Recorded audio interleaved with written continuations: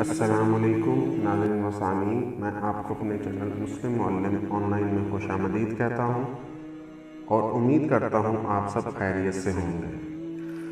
جیسا کہ آپ کو معلوم ہے کہ برکتیں سمیٹنے والا ماہ رمضان شروع ہو چکا ہے۔ آج پہلا روزہ ہے۔ اس ماہ رمضان کے بارے میں ارشاد باری تعالیٰ ہے کہ شیطان کو جکڑ دیا جاتا ہے، یعنی اس سے یہ مراد لی جا سکتی ہے کہ اس ماہ رمضان میں کی گئی عبادات باقی 11 مہینوں سے افضل ہوتی ہیں، اور اس ماہ میں اللہ تعالیٰ سے جو مانگا جائے گا انشاءاللہ تعالیٰ اللہ وہ پورا فرمائیں گے، اور ہم کوشش کرتے ہیں کہ ہم اس ماہ مقدس میں زیادہ سے زیادہ عبادات کر کے نیکیاں سمیٹ سکیں۔ آج میں اس ماہ مقدس کی نسبت سے عبادات کی ترتیب لے کر حاضر ہوا ہوں، جن کو آپ اپنی عبادات میں شامل کر لیں تو انشاءاللہ تعالیٰ فائدہ ہوگا۔ بس شرط یہ ہے کہ آپ نے یہ عمل پوری دل جمعی کے ساتھ کرنا ہے، باقی اللہ تعالیٰ پہ چھوڑ دینا ہے۔ اچھا، تو باقی رہ گئی اجازت کی بات، تو آپ اپنا نام کمنٹ باکس میں مینشن کر دیں تو اجازت آپ کو انشاءاللہ تعالیٰ مل جائے گی۔ عمل بتانے سے پہلے آپ سے درخواست ہے کہ اس نیک کام میں ہمارا ساتھ دیں، صدقہ جاریہ سمجھتے ہوئے ویڈیو کو لائک اینڈ شیئر کریں۔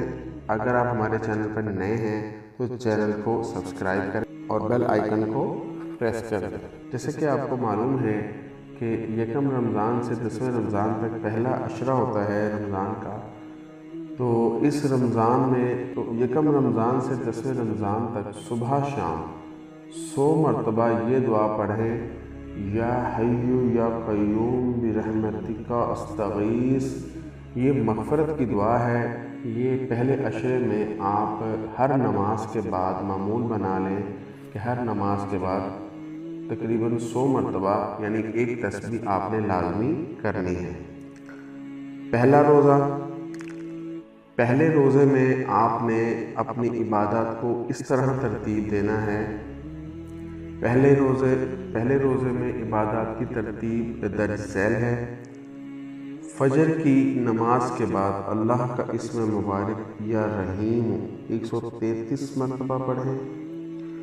ظہر کی نماز کے بعد اللہ کا اسم مبارک یا کریم 133 مرتبہ پڑھیں۔ عصر کی نماز کے بعد اللہ کا اسم مبارک یا رزاق 100 مرتبہ پڑھیں، اور مغرب کی نماز کے بعد سورہ فاتحہ 40 مرتبہ پڑھیں، یعنی کہ افطاری کرنے کے بعد، اور روزانہ عشاء کی نماز کے بعد 3 مرتبہ کلمہ طیبہ کا پڑھنا بہت افضل ہے۔ پہلی مرتبہ پڑھنے سے گناہوں کی مغفرت ہوگی، دوسری مرتبہ پڑھنے سے دوزخ سے آزاد ہوں گے، تیسری مرتبہ پڑھنے سے جنت کے مستحق ہوں گے۔